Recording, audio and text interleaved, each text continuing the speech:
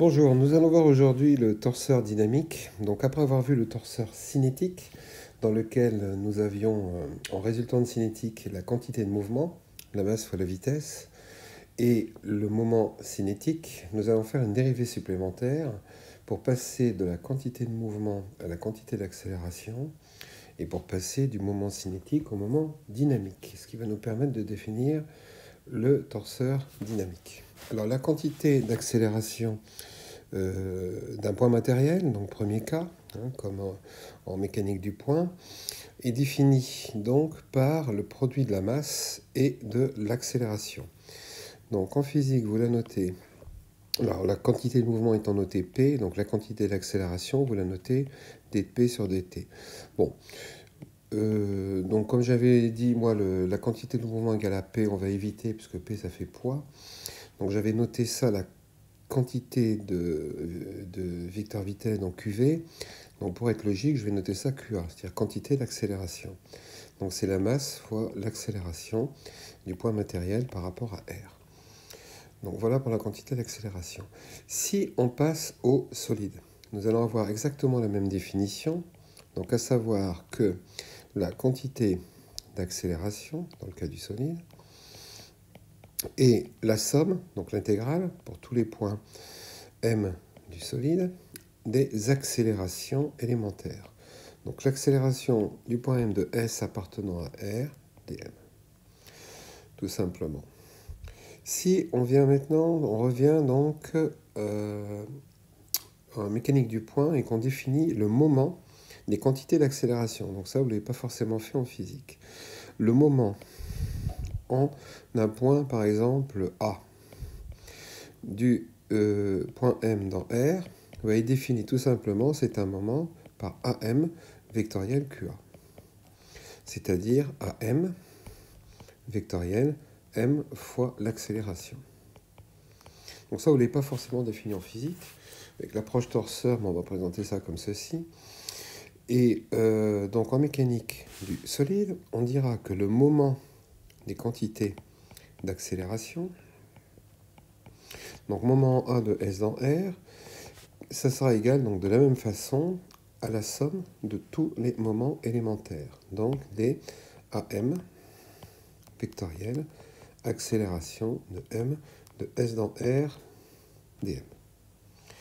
Donc en ici, ce moment sera noté delta. Donc delta en A de S dans R.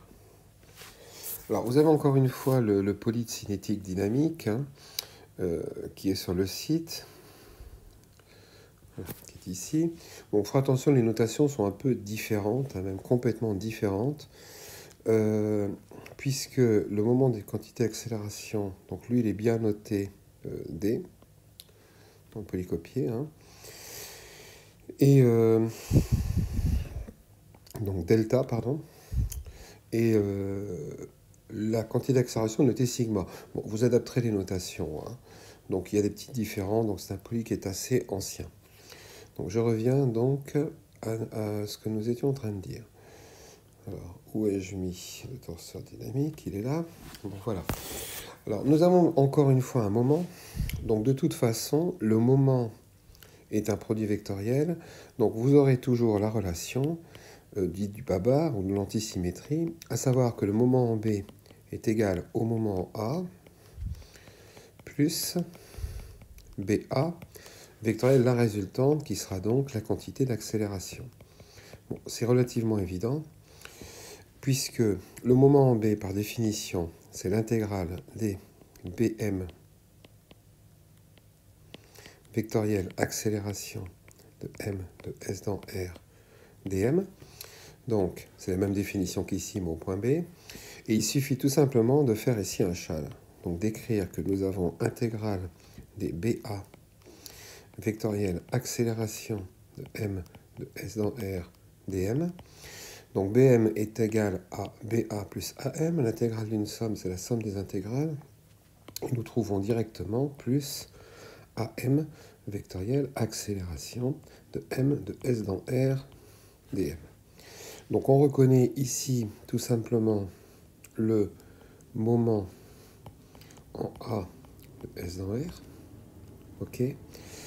Et nous trouvons la relation que je viens d'écrire précédemment, à savoir, alors il manque le calcul intégral ici. Alors je mets une intégrale simple, hein, comme expliqué dans les vidéos précédentes. Hein. C'est évidemment une intégrale triple, mais pour aller plus vite, je mets une intégrale simple. Donc nous trouvons donc que le moment en B de S dans R est égal au moment en A de S dans R. Donc là, je remets simplement dans l'ordre. Ça, c'est le moment B. Ça, c'est le moment A. Et là, le BA, on va pouvoir le sortir du calcul intégral, car nous intégrons sur les points M du solide. Et donc, nous trouvons plus BA, vectoriel, intégral, les AM de S dans R, dm.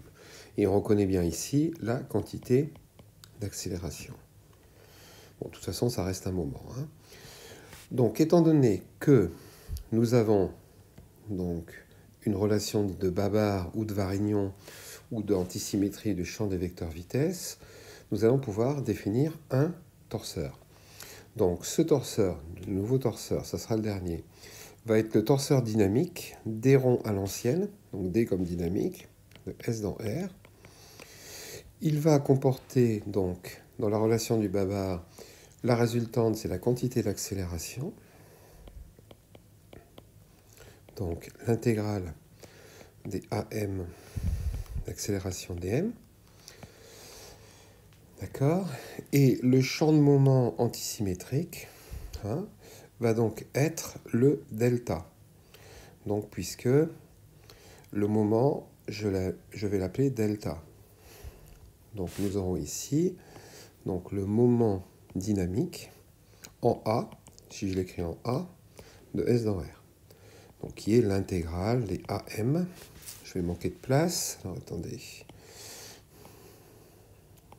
Donc nous allons déplacer ça pour avoir de la place.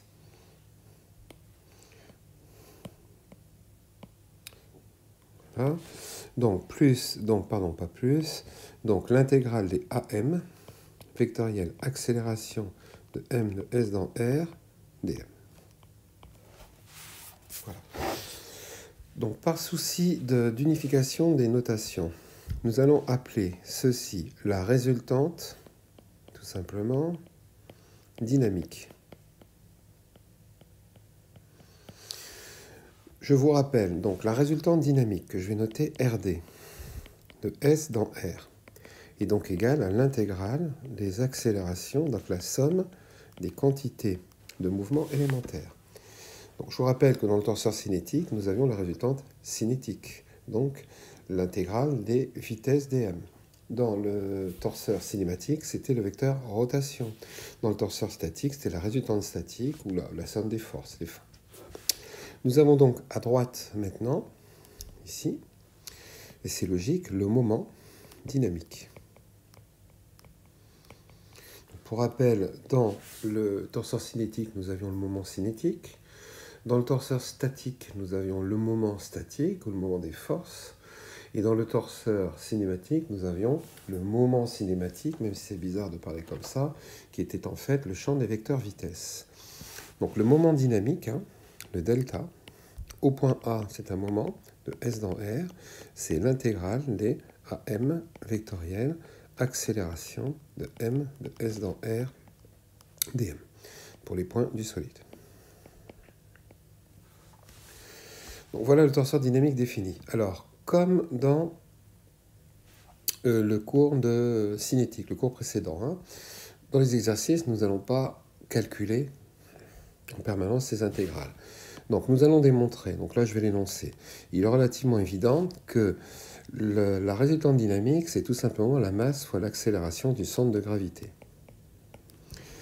Bon, c'est-à-dire que tout se passe comme si nous, on pouvait, pour le solide, tout se passe comme si on pouvait concentrer toute la masse au centre de gravité. Donc c'est relativement évident, donc on l'avait déjà vu pour le torseur cinétique. La résultante cinétique, on avait démontré que c'était la masse fois la vitesse de G. Bon, on pourrait dire que la résultante dynamique, c'est la dérivée de la résultante cinétique directement. Ou écrire, donc la démonstration est la suivante, l'intégrale des accélérations de P dm, bon, je vais passer à p, mais bon, c'est pareil, c'est l'intégrale de la dérivée de la quantité de mouvement. Donc, c'est-à-dire l'intégrale de dérivée de la vitesse de p de s dans R dm. Bon, on peut faire une pirouette pour aller assez vite. On peut intervertir le signe intégral et le signe dérivation. Donc, de toute façon, bon, logiquement, si vous réfléchissez, faire l'intégrale de la dérivée, ça revient à faire la dérivée de l'intégrale. Hein. Bon, donc, ce qui va donner ceci, donc dans R, et on reconnaît ici la quantité de mouvement. Et on avait démontré que c'était la masse fois la vitesse de g. Donc on trouve immédiatement la dérivée de la masse fois la vitesse de g, donc la masse fois l'accélération. Bon, voilà qui est démontré. Donc première chose relativement évidente, la quantité d'accélération qu'on appelle donc résultante dynamique, c'est tout simplement la masse fois l'accélération. Pour le moment dynamique, c'est plus délicat. Donc le moment dynamique, qui est ici, si on s'amuse à calculer ça dans les exercices, on va avoir des soucis. Donc on va démontrer, donc deuxième relation qu'il faudra connaître par cœur, la formule du moment dynamique. Donc formule de delta. Donc ça, il va falloir l'apprendre. Hein. Donc on repart de la définition. Le moment dynamique, donc en A, par exemple, de S dans R, on vient de dire que c'était l'intégrale des AP ou AM, bon là je mets un point P par exemple, vectoriel, l'accélération de P de S dans R dm, pour les points P du solide. Nous allons, alors, il faut avoir une idée du résultat, c'est plus facile pour retenir la démonstration. Puisqu'on a une dérivation supplémentaire, le moment dynamique doit être la dérivée du moment cinétique. Donc il faut faire apparaître le moment cinétique. Faire apparaître le moment cinétique, il faut faire réapparaître le vecteur vitesse. Donc déjà, on va dire que l'accélération, c'est la dérivée de la vitesse, tout simplement. Et ensuite, donc, étant donné qu'on veut la dérivée du moment cinétique, ça serait pas mal de rentrer ça là-dedans, puisque AP vectoriel V, c'est le moment cinétique. Alors, on peut le faire, mais il va falloir enlever quelque chose, puisque si j'écris que c'est la dérivée de AP vectoriel V de P de S dans R, bon, parce que ça m'arrange, donc dm, bon, le dm on peut le mettre dans la dérivée, ou le sortir, bon, qu'importe. Nous allons avoir tout simplement, bon, je vais le mettre quand même proprement, donc voilà, donc dans R. Donc si on écrit ceci, on a une forme UV avec U'V plus UV'. Le UV' est bien là, mais le U'V est en trop. Donc comme il est en trop, tout simplement, je vais l'enlever. Donc j'enlève moins AP, pardon, donc j'ai oublié l'intégrale, bon, je vais la mettre ici, moins l'intégrale des AP, vectorielle, la dérivée de vitesse de P de S dans R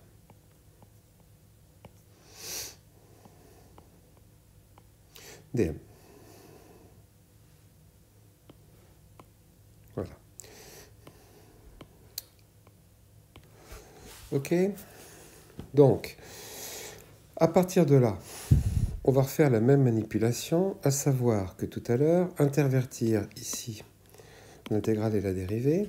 Donc, nous allons trouver dérivée de l'intégrale de AP vectorielle, vitesse de P de S dans R dm. Et là, nous reconnaissons, donc je vais déjà l'écrire, la dérivée du moment cinétique. Ce à quoi on pouvait s'attendre. Ce qui est dans la dérivée, c'est bien le moment cinétique en A de S dans R, puisque nous avons ici le moment des quantités de mouvement. Ok. Donc la parenthèse, je vais la mettre ici. Nous avons ici le moment des quantités de mouvement et donc la dérivée du moment cinétique. Donc ça, c'est relativement évident, on pouvait s'y attendre. Hein. Le moment dynamique, c'est la dérivée du moment cinétique. Mais nous avons en plus ce terme, ici. Donc, pour ce terme, nous allons ici introduire, faire un châle en passant par le point O, qui est l'origine du repère. Et nous allons trouver donc, en faisant le châle, moins AO, donc qui ne dépend pas du calcul intégral, parce que nous intégrons sur les points P du solide. Je le sors du calcul intégral. Donc AO vectoriel intégré, intégral de la vitesse, de la dérivée, la vitesse de P de S dans R, dm. Et ensuite, il reste aussi plus OP, donc avec le moins ça fait moins, donc moins intégrale de la dérivée de OP, vectorielle, la dérivée de la vitesse de P de S dans R, dm. D'accord? Donc là, attention, par contre, on intègre sur les points P du solide. Étant donné qu'on intègre sur les points P du solide, ça veut dire que quand on a sorti, c'est important, le AO du calcul intégral, A n'appartient pas, je vais l'écrire, A n'appartient pas au solide. Parce que s'il appartenait au solide, ça serait on ne pourrait pas le sortir comme ça. Donc nous avons directement ici la dérivée de OP dans R, c'est la vitesse de P dans R, mais comme P appartient au solide, c'est la vitesse de P appartenant au solide dans R. D'accord? Donc ça, c'est la dérivée, donc c'est la vitesse. Ok. Tac, tac, tac, tac, tac. Mais je me suis trompé à un moment donné. Alors, je me suis trompé où?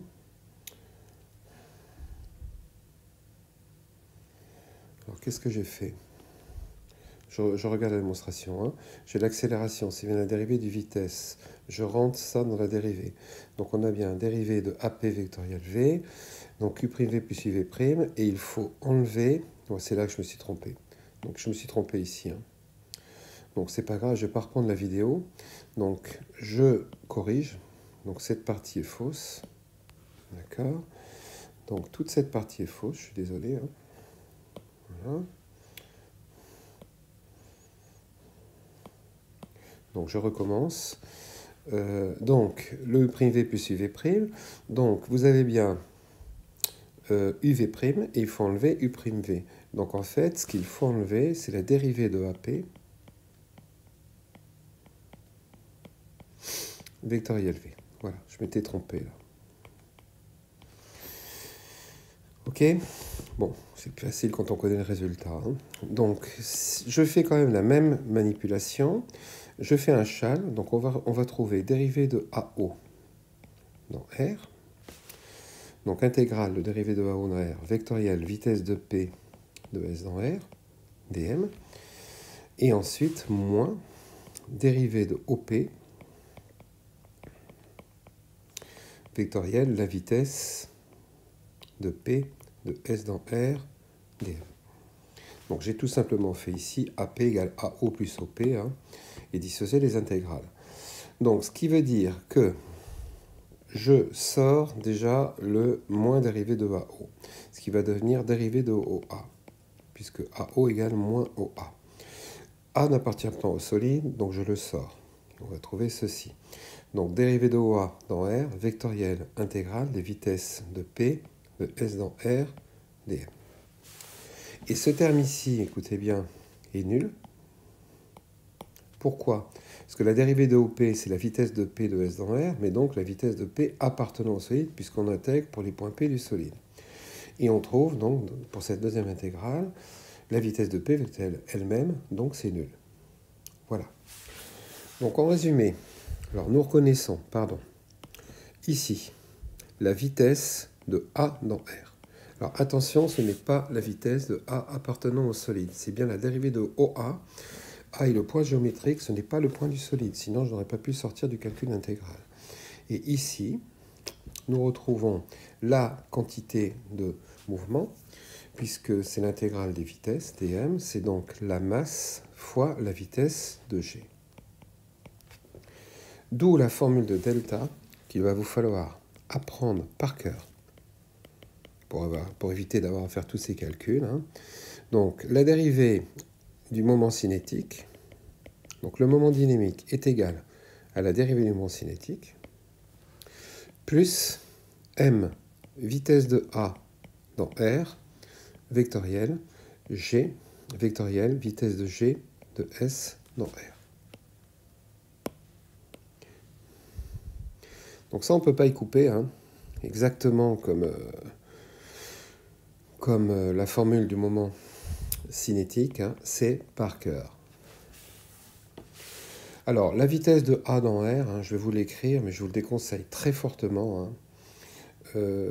On vous écrit ça, des fois, dérivée de OA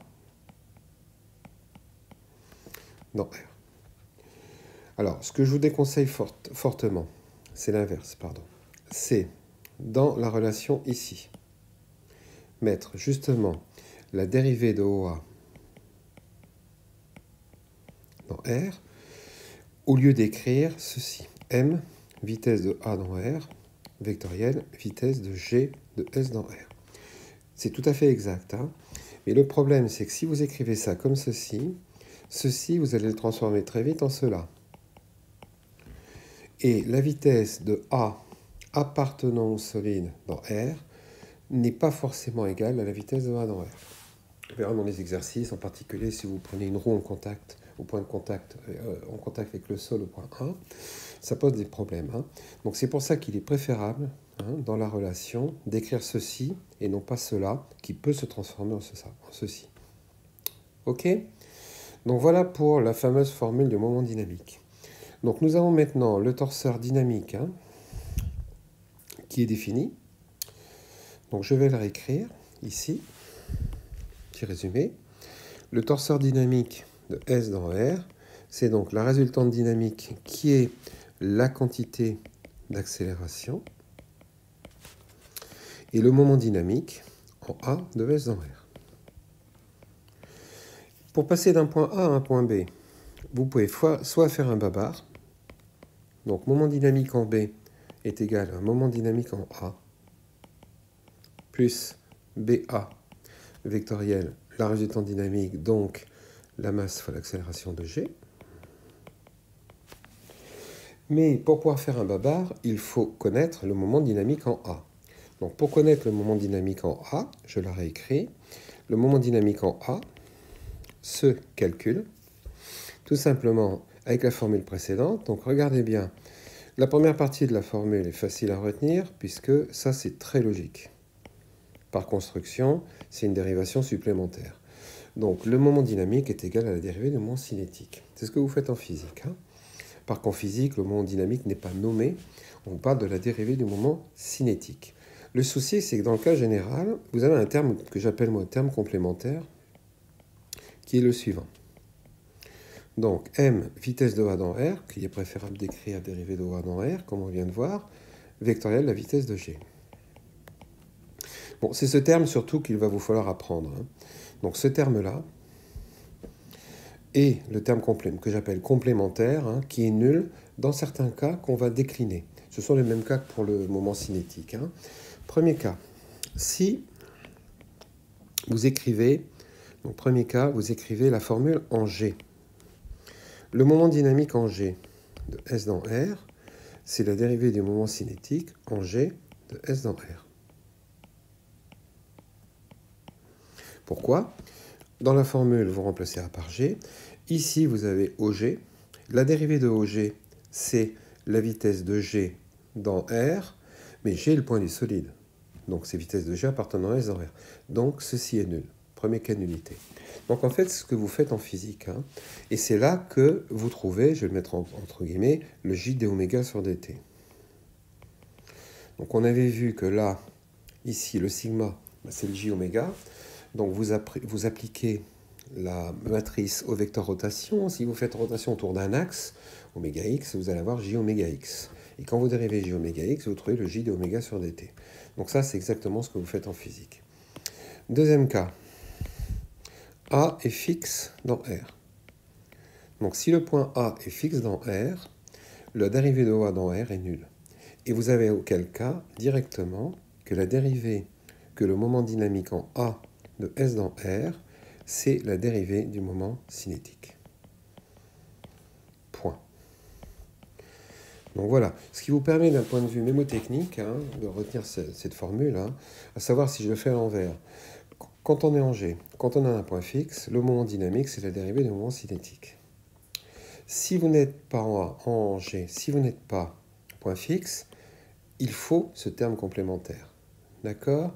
Donc l'erreur que vous faites souvent, c'est que vous mettez par exemple ici le point A, ou vous mettez G. Bon, en fait, il faut réfléchir un peu. Étant donné que quand A est fixe dans R, c'est nul, là c'est bien la dérivée de OA, c'est pas la dérivée de OG. D'accord? Donc encore une petite astuce. Pas de souci. Donc, nous allons maintenant, comme dans le cas précédent, voir le cas d'un système ou d'un ensemble de solides. Donc, comme je l'avais fait pour le torseur cinétique, si je prends un système S qui est la réunion de deux solides, d'accord, le torseur dynamique de S dans R, donc vous l'avez dans le polycopier, vous pouvez regarder la démonstration si vous voulez, mais tout ceci est relativement évident. Vous avez un ensemble de solides, donc chaque solide a un centre de gravité. Donc S1 a un centre de gravité G1, S2 a un centre de gravité G2, une masse M1, une masse M2. La masse est additive, le calcul intégral est linéaire, donc on peut sommer les torseurs dynamiques. D'accord? Bon, ça demande démonstration. Bon, vous le retenez, je le fais pour deux solides, ça sera vrai pour N solides. Donc comme dit dans la vidéo sur le torseur cinétique, ce n'est pas un châle. Je n'ai jamais écrit ça. Donc je vais l'écrire, parce que souvent vous retenez ça. Et ça est faux. D'accord? Donc ce que j'ai écrit, c'est que le dynamique de 2 plus 1 par rapport à 0, c'est dynamique de 2 par rapport à 0 plus dynamique de 1 par rapport à 0. Ok? Donc le châle, de toute façon, comme dit dans la vidéo précédente, je le répète aujourd'hui, le châle sur les torseurs n'est valable qu'en cinématique. C'est pas la peine de se poser beaucoup de questions. En cinématique, on avait vu la composition des vecteurs rotation, la composition des vecteurs vitesse. Là, ça fonctionne. En statique, ça ne fonctionne pas. En cinétique, ça ne fonctionne pas. Et en dynamique, ça ne fonctionne pas non plus. Très important. Ok? Donc ce qui veut dire qu'en fait, vous allez retrouver que, donc je vais le détailler, la masse fois l'accélération de G de 1 plus 2 par rapport à 0, c'est bien la masse 1 accélération de G1 de 1 par rapport à 0, plus la masse 2 de l'accélération de G2 de 2 par rapport à 0. Donc si j'écris ça comme ça, G serait le barycentre de G1, G2. Bon, là, c'est tout à fait vrai. Donc on pourrait faire comme ça, bon, on évite, sauf dans certains cas, mais on peut faire comme ça. Donc de toute façon, avec la théorie sur les torseurs et cette écriture, la résultante dynamique de 2, c'est celle-ci, d'accord? La résultante dynamique de 1, c'est celle-ci, vous sommez la résultante dynamique. On pourrait passer par le barycentre. Par contre, le moment dynamique, en un point A de 2 par rapport à 0, si vous voulez passer par le barycentre G des deux centres de gravité et trouver une formule, ben là, bon courage.